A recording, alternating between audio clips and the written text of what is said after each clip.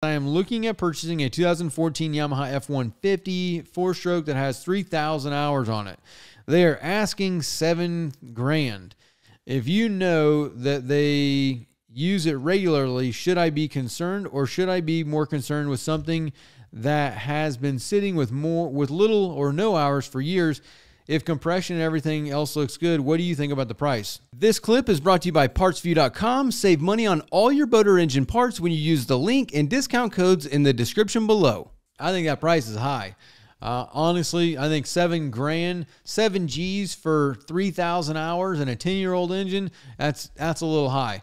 The hours don't concern me. I'm not really worried about 3,000 hours, because I've seen them get 7,000 hours or 8,000. I mean, if it's used regularly, that F-150 will run forever. It's a very coveted engine. Once people have them, they hold on to them until they're dead. I heard someone else say, what was it, last week? They said, Yamis don't die, they're murdered maintenance. So that's definitely could be potential right there. But no, I think $7,000 is a little high.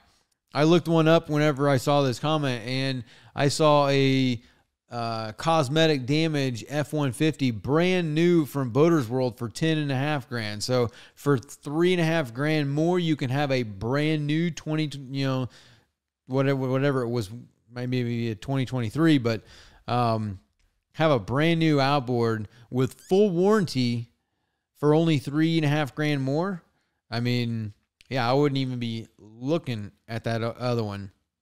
I know some of the other ones, a lot of them will go for 7 or 8, but a lot of them that go for 7 or 8, you're talking 2019, 2020 with 400 hours on them. So, $7,000 seems like a lot for 3,000 hours on a 10-year-old engine. That's my thought. And the last question we'll do from Maliko de Souza. I don't know if I made your name right or not, but what does the button do? Last week we did a video on a shifting issue, and that button that is right there at your shift mechanism, this is pretty much going to be consistent for all outboards. They all have what is called a shift position switch. And whether that's built into a shift actuator or whatever in a newer engine, by and large, most outboards have a shift position switch, which tells the engine computer where the gear case is, if it's in neutral or not. Most of them are just an on-off switch. So when you go to neutral, it depresses the switch, which lets the engine know that the lower unit is in neutral. So it works it almost works in conjunction with your neutral safety switch, which tells you which position your handle is.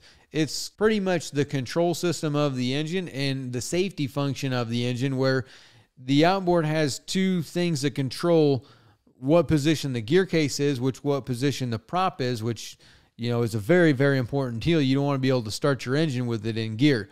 So if your handle is in gear, then it needs to know. And if your lower unit is in gear, it needs to know. So your neutral safety switch lets the engine know if your handle is in neutral, and the shift position switch lets the engine know if your lower unit is in gear or in neutral.